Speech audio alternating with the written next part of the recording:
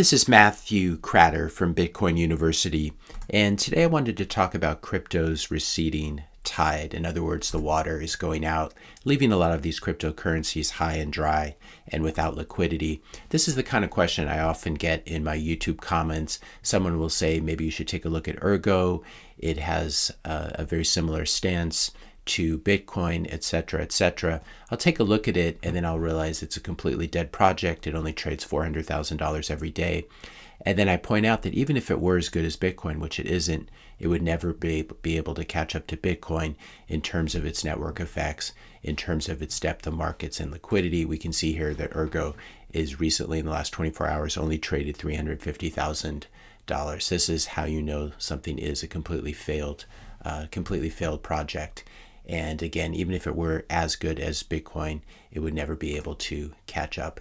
The reason that I'm making this video is I got an email from TradeStation that I used to trade stocks and options with and futures with. I never traded crypto with them, but I seem to be on their email list. And I got this email, even though I'm no longer a customer, saying that they've decided to refocus their resources on the markets where our customers are most active. These markets include Bitcoin, Ethereum, and USDC. And so by the end of July, they're going to be delisting all of these different cryptos and DeFi protocols, Aave, Bcash, Chainlink, etc., SHIB. And they point out that they already disabled trading in Polygon on April 27th of this year. They discontinued supporting deposits and trading of Ripple in December of 2020, but now you're not even going to be able to hold these in your TradeStation account. Now, this is obviously happening because of the SEC lawsuits against Binance and Coinbase, in which it was finally pointed out that all of these things are securities and are going to be regulated as such. And that's why exchanges are going around delisting them. We saw a couple days ago Robinhood ending support for Solana, Polygon, Cardano, and a few other coins. eToro just yesterday delisted Polygon, Decentraland, Dash, and Algorand. Again, this is liquidity leaving these markets, and it's basically cutting off the legs of protocols that are not fully developed and signing their death knells. Binance has done something similar. Binance US has delisted a whole bunch of trading pairs, which I'll list in link to in the description notes below. Then there's Gemini, which remains in the crosshairs of the SEC and will probably be sued as well for offering unregistered securities. I think they've already gotten in trouble over their Gemini Earn product, in which they were promising these high interest rates. And then, of course, they gave the money to Three Arrows Capital and Genesis Trading, who lost all of it. Here's an article that talks about Gemini Earn freezing withdrawals. As we warned about, Gemini was also responsible for listing some of the biggest garbage in the world on their exchange. Here's when they listed SHIB on November 15th of 2021. Dear SHIB Army, Gemini has answered your call to the moon. This is basically billionaires monetizing uneducated, unsophisticated retail investors. And it's completely morally abhorrent, as well as in violation of U.S. securities law. Let's see how SHIB did and how the SHIB Army did thanks to Gemini. Of course, Gemini made trading commissions and probably a listing commission from all of this. And meanwhile, SHIB has completely imploded. It probably looks even worse if you compare it to Bitcoin. If you're finding this video helpful so far, I just ask you to hit that like and subscribe buttons, and also leave a comment or question if you have one. It looks like the writing is on the wall for Gemini. They've seen this. Winklevoss twins looking at the UAE to possibly relocate their business. I like this thread from Not Grubles on Twitter.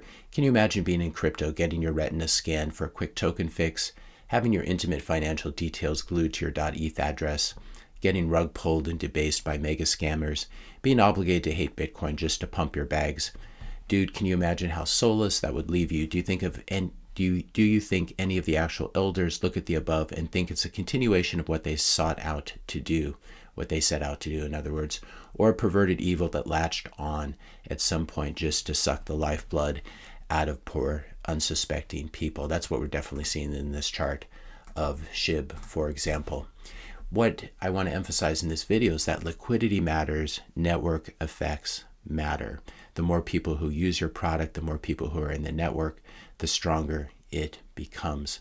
And how do you think your crypto can compete if people can't even buy it in a country with the world's deepest capital markets, which is the US? Next step, the SEC will be suing Ethereum and closing all of the US on-ramps to Ethereum as well. So what we're going to be left with, if we take a look at this TradeStation email again, here we have Bitcoin, Ethereum, and USDC. USDC will of course be completely captured, and it may even be replaced with a CBDC by the Fed, in which case there'd be no need for USDC. Ethereum will be regulated out of existence in the US as a security, and that leaves us with Bitcoin. So the next step will be the SEC suing Ethereum and closing all of the US on-ramps to Ethereum. Ethereum will not be allowed to list anywhere. It's not just about paying a fine, but they would also have to register at the SEC and file all of these disclosures, which would lead the rats to jump from the ship when they saw all of the self-dealing, all the insider holdings, all of the dirt. There's a reason that Ethereum launched in Switzerland and never wanted to file with the SEC. And that's not just because they wanted to try to keep it decentralized. That's because they are scammers and they have a lot to hide. They have all the interconnections between Consensus and Ethereum, between everyone using MetaMask and Infura, etc. So it's a really tangled web that they have woven for themselves. By contrast, Bitcoin is a digital commodity without an issuer. It had this very strange, immaculate conception that's never been successfully repeated, and you can't repeat it now that people know what the game is. This is a widely agreed upon position that Bitcoin is a digital commodity. This is widely agreed upon among US regulators like the SEC and the CFTC and other regulatory groups. Bitcoin clearly fails the Howey test, which is what you want to do if you don't want to be a security. Ethereum clearly passes the Howey test. There's no question about this.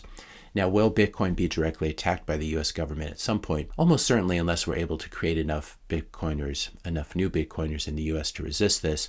But also, even if we're able to do this, once we enter a period of hyperinflation, there's a good chance the US government gets desperate and begins to go after Bitcoin and Bitcoiners, which is going to be much, much more difficult because of how worldwide it is, how decentralized it is, and how robust and resistant to attack it is. But this is another difference.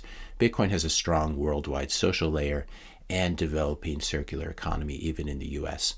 Have you ever been to Cardano Beach or XRP Beach? Of course not, because those communities are mostly made up of low IQ degenerate gamblers and basement dwellers. And these are not exactly the kind of people who are going to lead us into the next phase of human civilization.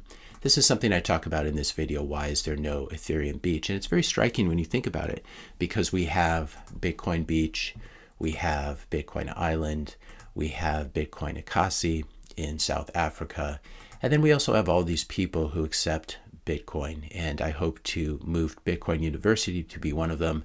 I'm still working on the paywall solution to that. It is a great irony to be called Bitcoin University and not accept Bitcoin. So I accept that criticism.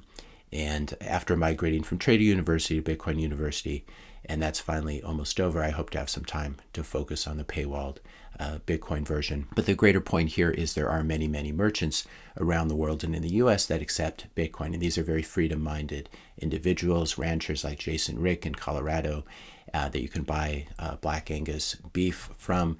We have Ben Justman also in Colorado near, I believe it's near Paonia, and Peony Lane is the name of his winery. So these are both guys who accept Bitcoin in exchange for their goods. How many ranches and wineries do you know that accept Ethereum or Cardano or Hex or XRP? These just don't exist. If you want to investigate this a little more deeply, I will link to the BTC map, the Bitcoin map, where you can easily find places to spend your Bitcoin anywhere in the world, and thus help to jumpstart a circular economy where we no longer use exchanges, where we don't buy and sell Bitcoin, but we earn Bitcoin by selling goods and services, and we spend Bitcoin helping to support the circular economy. I go into this in more depth as well in this video. Can you actually buy anything with Bitcoin? So I encourage you to check that out. I'll stick it in the description notes below. If you found this video helpful, be sure to hit that subscribe and like button. Hit the notification bell if you want to be notified when I publish my next video.